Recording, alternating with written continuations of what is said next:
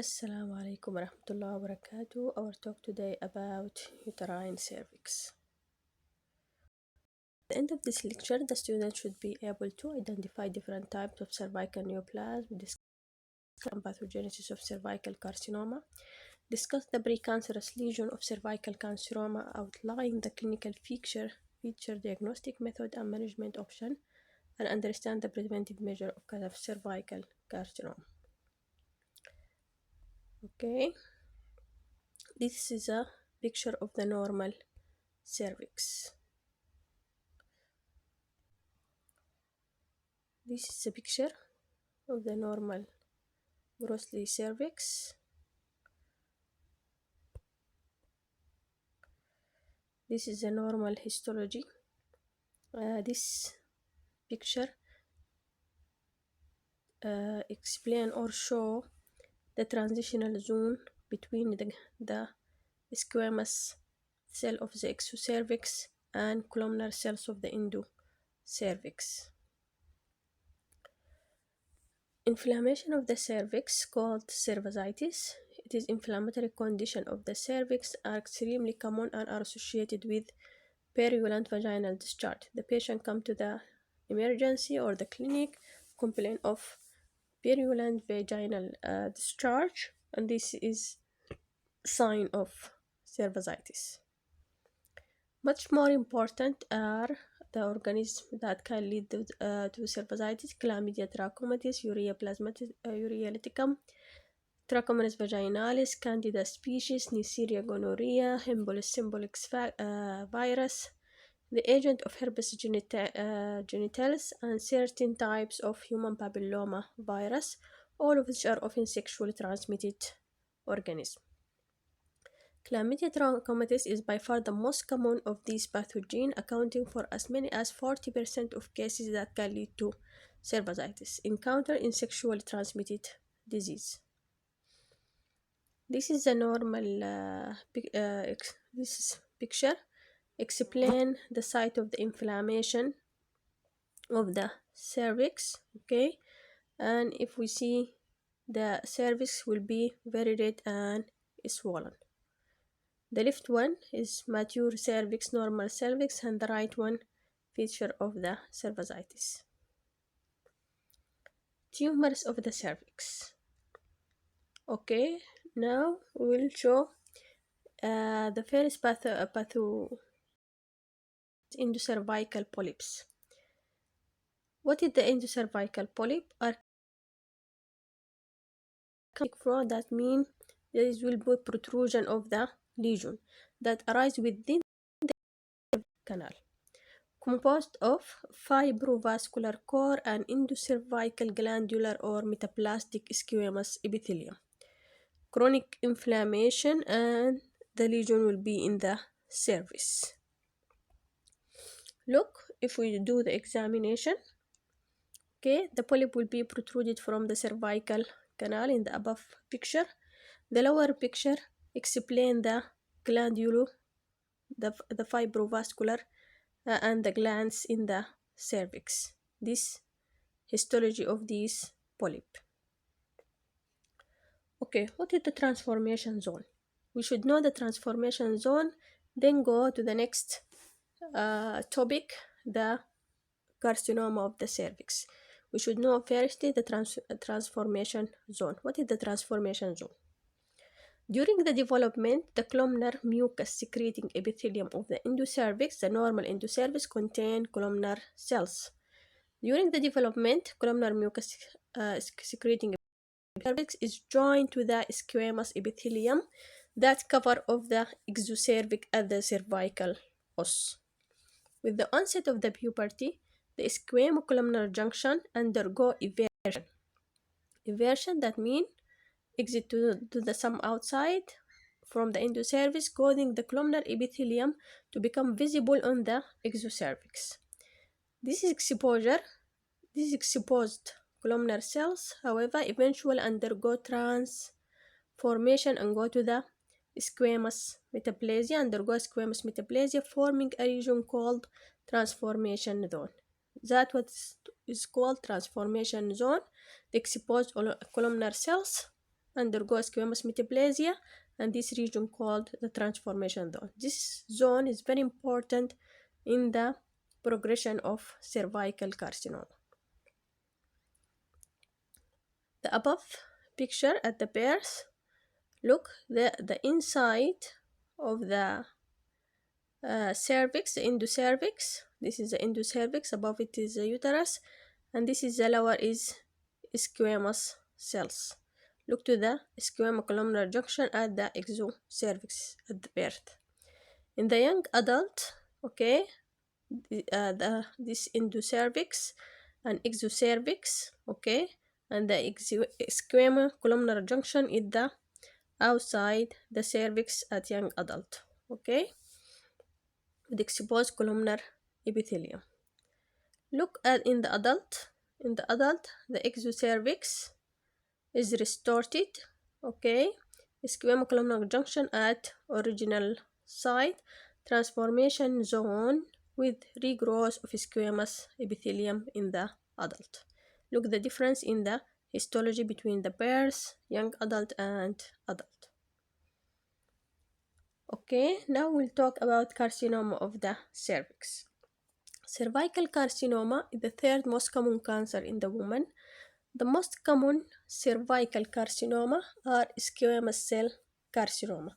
This constitute about 80% of the cervical carcinoma, adenocarcinoma 15%, and adenosquamous carcinoma and small cell neuroendocrine carcinoma it is 5%. All of these tumor types are caused by high risk of human papillomavirus. The human papillomavirus is the most risk factor for the development of the carcinoma of the cervix. The relative proportion of adenocarcinoma has been increasing in recent decades owing to the decreasing incidence of squamous carcinoma and suboptimal detection of glandular region by pap smear. We will know pap smear. What is the pap smear? Pathogenesis. Nearly all cervical carcinoma are caused by human papillomavirus infection, particularly high-risk types 16, 18, 31, and 33 of human papillomavirus. They have a tropism for the immature squamous zone. Okay, they like this virus like cells in the transformation zone. Most are eliminated within months. Infection persists and give squamous intraepithelial lesions. Type 16 and 18 of human papillomavirus account for 70% of cases of cervical intraepithelial lesion and cervical carcinoma. Low risk human papilloma variants اللي هو type 6 and 11 is associated with the development of condyloma. Human papillomavirus uses host cell DNA polymerases to replicate its genome and produce virions. Squamous cell maturation is accompanied by cessation of DNA replication, which would prevent the virus production. That means human papillomavirus use this host cell DNA polymerase. That the cause of causing carcinoma. The virus have two viral oncoprotein, E6 and E7. This high-risk papillomavirus variant, which inhibit the tumor suppressor gene p53 and retinoblastoma respectively. And this is very important proteins in prevention of progression of cancer. The virus, what is do? The virus inhibit these two important protein, هو p53 and retinoblastoma respectively. E6 inhibit p53 and E7 inhibit retinoblastoma. This diagram explains how human virus can lead to invasive carcinoma.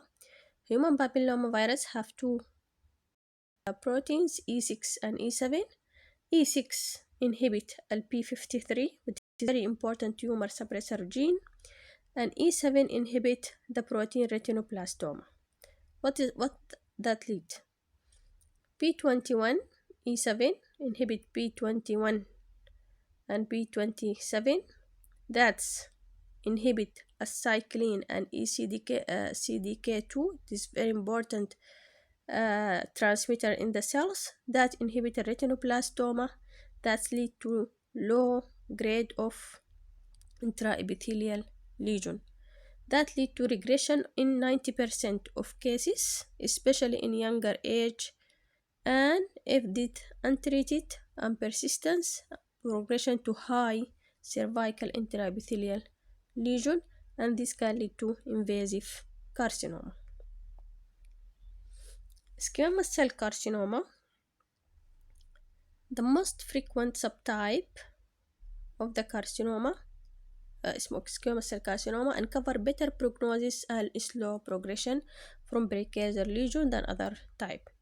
Precursor lesion cervical intraepithelial neoplasia اللي هو squamous intra or squamous intra the same cervical intraepithelial neoplasia or squamous intraepithelial lesion. These two names for this precursor lesion, either called cervical intraepithelial neoplasia or squamous intraepithelial lesion, the same lesion. Okay. Squamous intraepithelial lesion, there is precancerous epithelial change at the beginning. Okay.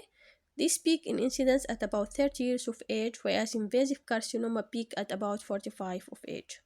Classification is a two-tiered system.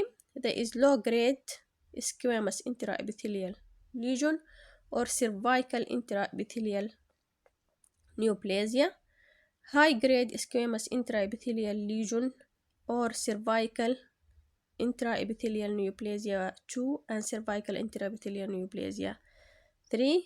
The two cervical intraepithelial neoplasia 2 and 3, these consist of high-grade squamous intraepithelial lesion. This classification system for squamous cervical precursor lesion, either mild dysplasia or moderate dysplasia or severe dysplasia or carcinoma in situ. What is the meaning of carcinoma in situ? The changes in the cells is still contained within the basement membrane. There is no invasion of the basement membrane. Okay. Mild dysplasia, this include cervical intraepithelial neoplasia or low-grade squamous lesion. Okay. Moderate dysplasia, this epithelial neoplasia 2, high-grade squamous intraepithelial lesion. Severe dysplasia and carcinoma in situ, this cervical intraepithelial 3 and or high-grade squamous intraepithelial lesion. Okay. Low-grade squamous intraepithelial lesion is 10 times more common than high squamous intraepithelial lesion.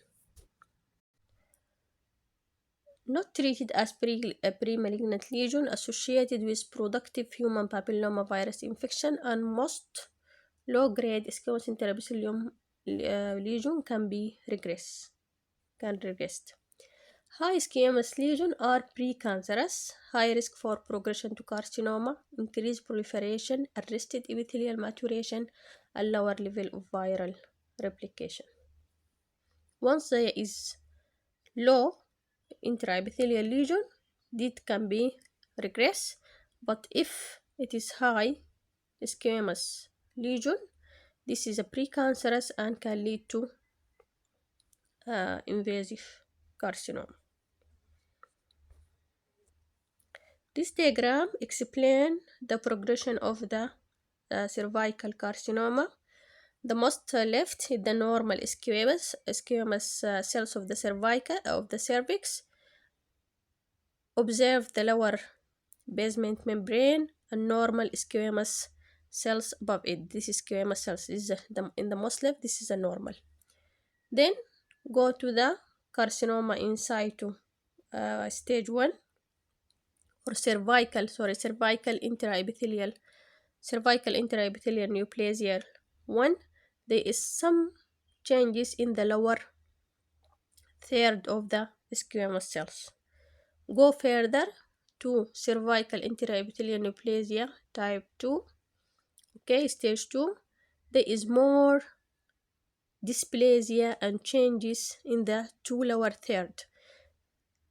The most upper third is still preserved, the squamous cells, but the two lower third there is dysplastic changes in the cells, right? Go further to carcinoma, to cervical intraepithelial neoplasia stage 3. They almost all the layers of the squamous cells is dysplastic and changed, and there is mitosis. Go to the invasive carcinoma. The cancerous cells is invade the basement membrane, and in this stage called invasive carcinoma when invade the basement membrane. Okay, this histologic feature spectrum of cervical intraepithelial needle under the microscope. The most left is the normal squamous cervical cells. Observe or see the all these contain squamous cells. Go another to the right. Beside to the normal, there is some changes in the lower third of the. There is dysplastic changes and atypia in the lower third of the cells. This cervical intraepithelial neoplasia stage 1. The last one is that there is dysplastic changes and there is mitosis and coilocytotic atypia in the two lower third of the layers of this cervix, and this cervical intraepithelial neoplasia stage 2. Look here, this cervical intraepithelial neoplasia stage 3. There is cytotic atypia in all there is atypia in the all layers of the cervix. All the cells is changed from the squamous cells, but the basement membrane is still found. There is no invasion in this picture. What is the risk factor for cervical cancer? The risk factor for the development of cervical intraepithelial neoplasia and invasive carcinoma are early age at the first intercourse, multiple sexual partner, male partner with multiple previous sexual partner, persistent infection by high-risk human papillomavirus, cigarette smoking, or immunodeficiency. All these risk factors for development of cervical intraepithelial. Clinical feature: unexpected vaginal bleeding, vaginal discharge, painful coitus called dyspareunia or dysuria. In advanced disease, metastasis may be present in the abdomen or even in the lungs. What is the screening and prevention from? What is the screening and prevention measures of cervical cancer or cervical intraepithelial lesion? The accessibility of the cervix to Pap testing and Pap smear. What it is called a visual exam by colposcopy. This is to see the cervix, visual exam. Okay, what is the Pap smear? The Pap smear is cytology, taking a sample, a swab sample from the cervical of the cervix and see it under the microscope. Slow progression from precursor lesion to invasive carcinoma, okay, can be seen by the Pap smear. The effectiveness of the Pap test in the detecting of cervical precursor lesion. If there is Pap testing screening, okay, this will detect the cervical precursor lesion before development to advanced stage. The most successful cancer, what is the Pap smear? The most successful cancer screening test developed. Cervical precancerous lesions are associated with abnormalities in the cytologic preparation that can be detected long before an abnormality is visible on gross inspection. Can be detected before the patient even complains from any symptom. This is a Pap smear. This pink and blue color. This is a normal picture. Above picture is this normal cytologic cervical cells. I look to the lower one. It is more dysplastic and very abnormal cervical cells. This advanced this cervical intraepithelial neoplasm stage 3, the lower one. Okay, look to the difference between them. Prevention vaccination, human papilloma virus vaccine for type 6, 11, 16, and 18, and the more recently introduced 9-valent vaccine are very effective in preventing human papilloma virus infection. What is the management of cervical intraepithelial neoplasia? Early invasive cancer of the cervix, microinvasive carcinoma may be treated by cervical cone excision alone. Most invasive cancer are managed by hysterectomy. This means uh, hysterectomy, take all the uterus with lymph node dissection. For advanced lesion, the treatment is radiation and chemotherapy. And that is all. Thank you so much. جزاكم الله خيرا.